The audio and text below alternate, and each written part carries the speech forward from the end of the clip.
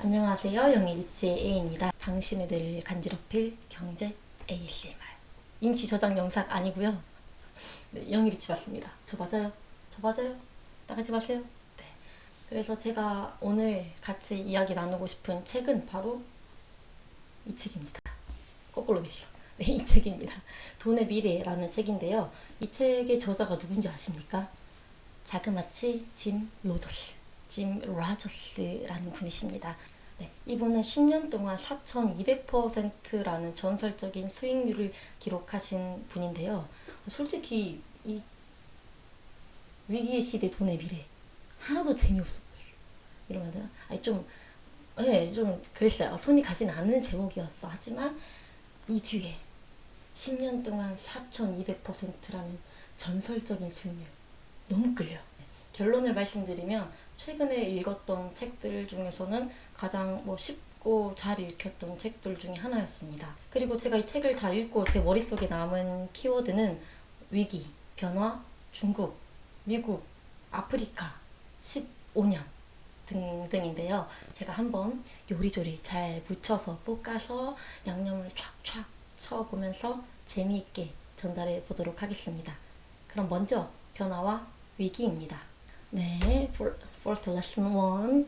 짐 로저스는 블랙먼데이, 서비프라임 모기지, 닷컴버블 정확히 예견하면서 시장의 주목을 받았는데요.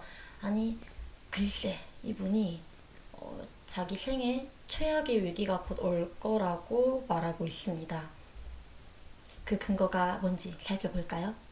먼저 첫 번째, First, 두둥. 바로 중국과 미국 등 경제 대국에 흔들리고 있기 때문입니다. 어디 보자.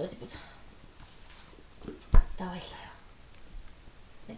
옛날에 글로벌 금융위기 때에는 중국은 거의 부채가 없었다고 해요. 근데 그랬던 중국도 지금은 부채가 많아요. So many. 많아요. 물론 중국 정부는 구제에서는 안 될 기업은 그대로 파산하도록 놔둘 것이라고 큰 소리친다. 하지만 실제로 그럴지는 알 수는 없다. 나는 이 부분에 약간의 의구심을 갖고 있다. 라고 써졌네. 이 책이 작년 4월에 출간이 됐었는데 올해 5월의 기사를 한번 보겠습니다. 네, 중국 최대 자산관리 기업인 화룽은 중국 정부가 절반 이상의 지분을 보유하고 있는 국영 기업인데요.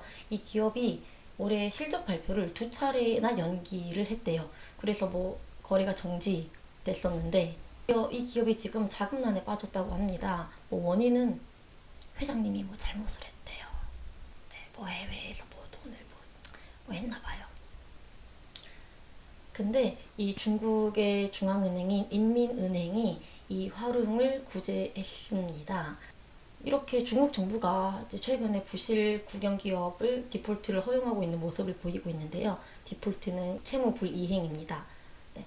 그러면 만약에 위기가 왔을 때도 중국은 아까 말했듯이 구제해서는 안 될 기업을 그대로 파산하도록 놔둘 것인지 알 수는 없는 거죠. 네. 그리고 실제로 올해 1분기 말 중국의 총 부채 비율이 276%래요. 276%. 그 다음에 기업의 부채 비율은 160%라고 하는데요. 근데 이것도 엄청 높은 퍼센트예요. 160%가. 한국이 110% 정도로 알고 있고 미국이 80%라고 알고 있습니다. 아마 1등이야 1등. 그 다음에 미국입니다. 미국은 그다음에 ASMR 책 넘기면서 어디야? 네, 미국은 2008년 글로벌 금융위기가 일어난 이후 벌써 10년이 넘는 세월이 흘렀다.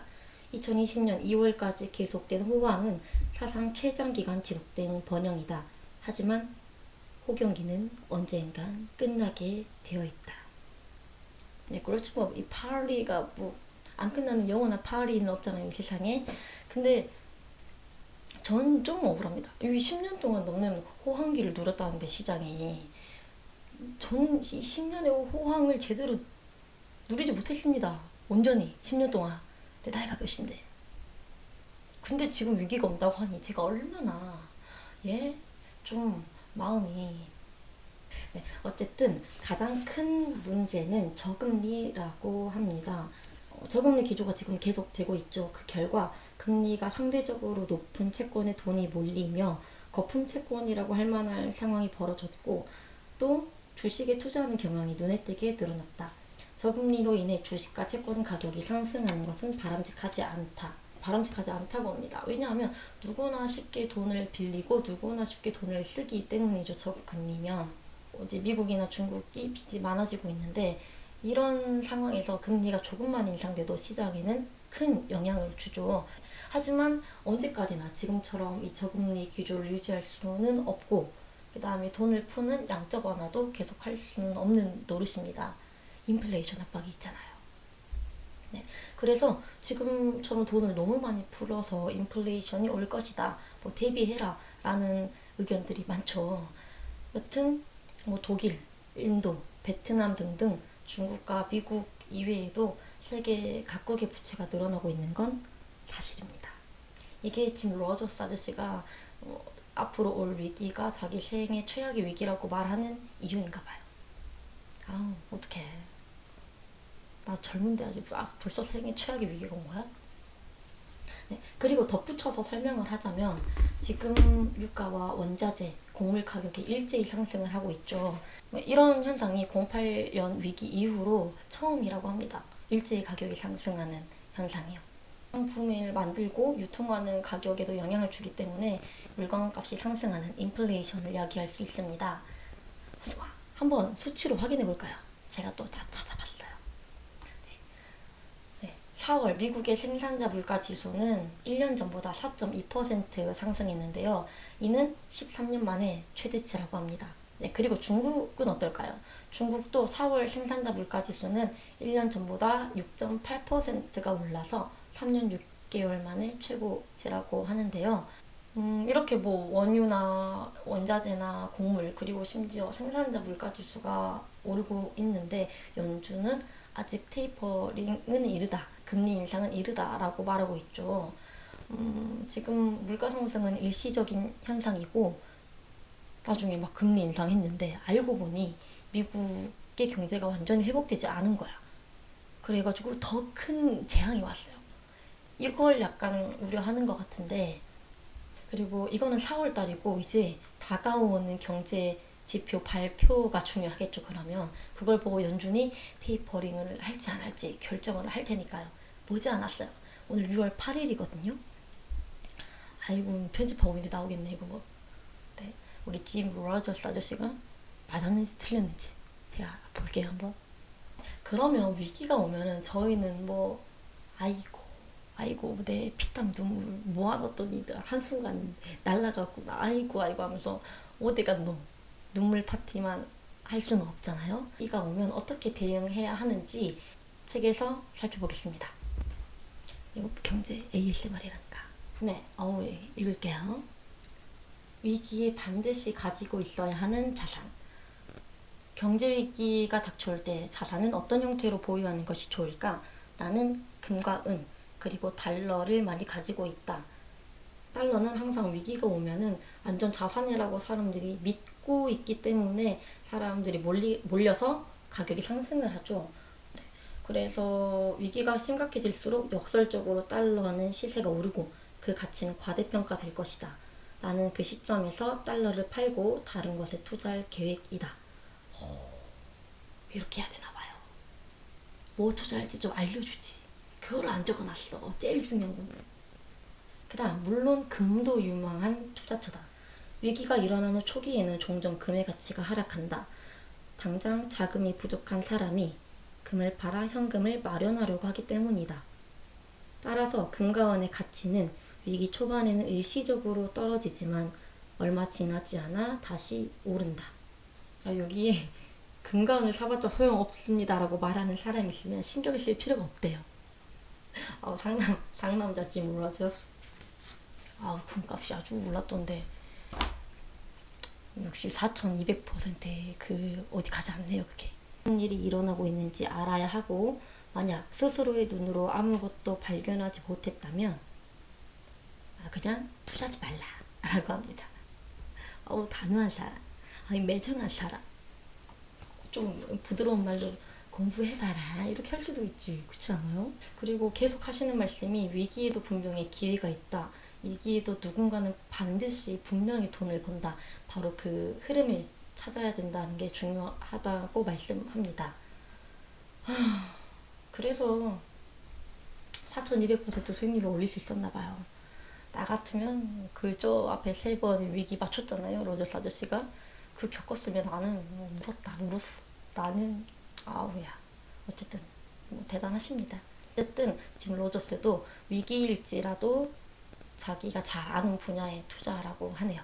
다음 키워드는 중국과 아프리카입니다. 짐 로저스 아저씨가 중국을 굉장히 좋아하시더라고요. 맞겠죠? 좋아하는 거?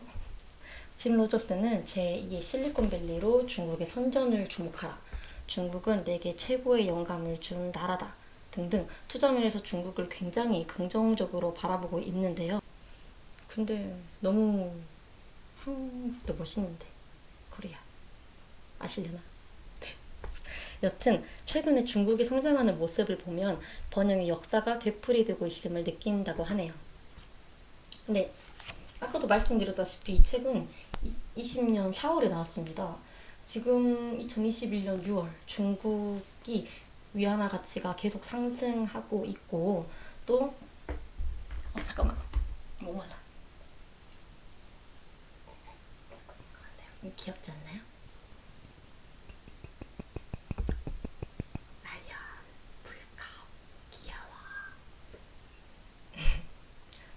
이는 수출 국가인 중국에는 굉장히 불리한 상황이라고 저희 영예리치에서도 말했습니다.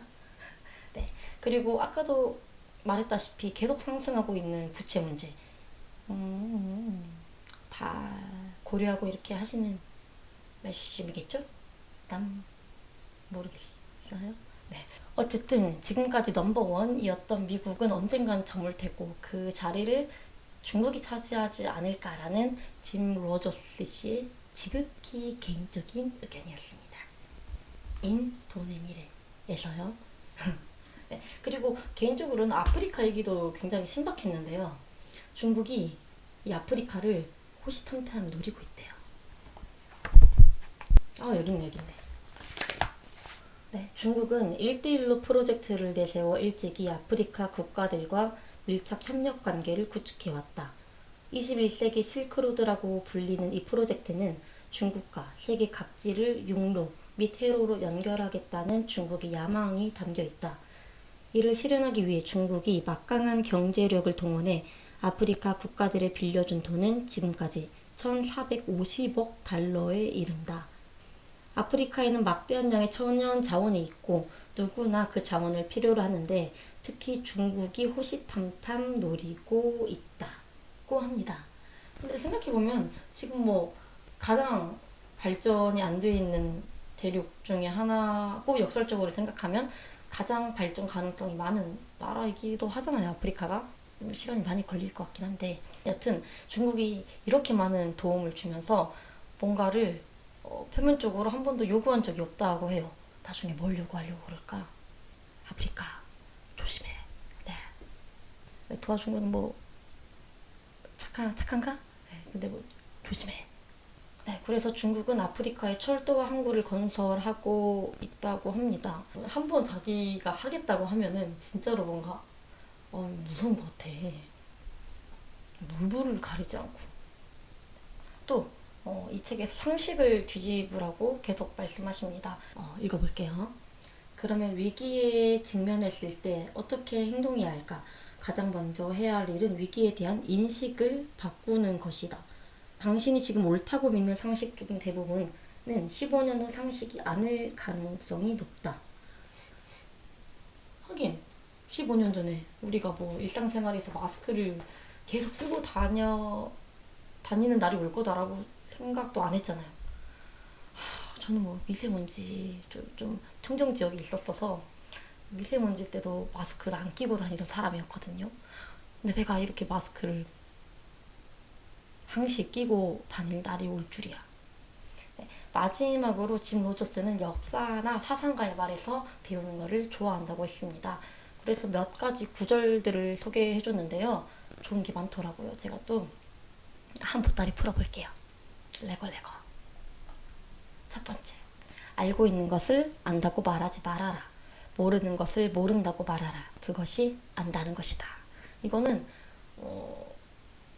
잘 아는 분야에만 투자하라라는 그 짐 로저스 아저씨의 투자 철학에 영향을 준 말인 것 같아요.